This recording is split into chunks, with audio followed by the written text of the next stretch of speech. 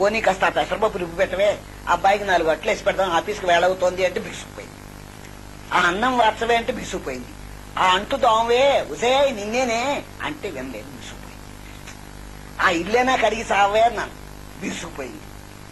ఇదేమిట్రా బాబు ఇలా బిగుసుకుపోతుంది, ఇదేం జబ్బురా నాయనా, వాళ్ళ అమ్మా నాన్నకి ఉత్తరం రాసేటోడికి ఆలస్యం అయిపోతుంది, ఎందుకైనా మంచిది ముందే ఆచార్య గారి ఇంటికి వెళ్ళి తీసుకొద్దాం అని చెప్పేసి పరిగెట్టాను.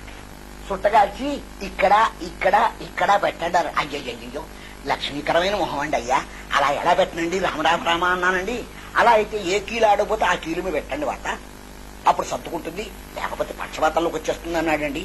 అందుకని భయపడి ఉత్తరం రాయలేకపోయింది కదండి, అక్కడ ఒక వాత పెట్టాను. ఆ తర్వాత ఇల్లు ఊడ్చలే అన్నానండి, ఊడ్చలేకపోయింది. ఓహో ఈ చెయ్యి రయ్య ఉంది కదా, ఇక్కడ ఒక వాత పెట్టానండి. పప్పు రుబ్బోయన్నానండి, రుబ్బలేకపోయిందండి. ఆహా ఈ కీలు కూడా ఆడలేదు కదా అని ఇక్కడ ఒక వాత పెట్టానండి. ఆ తర్వాత అలుగుడ్డ అందుకోవడానికి అంత దూరం చెయ్యి అందలేదండి, అందుకని ఇక్కడ ఒకటి పెట్టానండి. దానికి అమ్మోయ్ నాయనోయ్ బాబోయ్ ఊరు వాడ అంతా వీళ్ళ చుట్టుపక్కల అంతా వింటున్నారే, నమ్మకడ మాట ఊరుకోవేంటే ఊరుకోక ఎగిరిపోతుంది తప్పాను. ఉక్కుమన్నానా అని చెయ్యి లభిస్తారండి.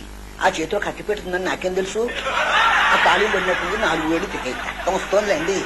అయినా పర్వాలేదు, ఇంత సున్నం ఇంత బెల్లం వేసి కట్టు కట్టేస్తే ఆగిపోతుంది. నేను కావాలని చేశానంటండి, ఇదంతా వాళ్ళ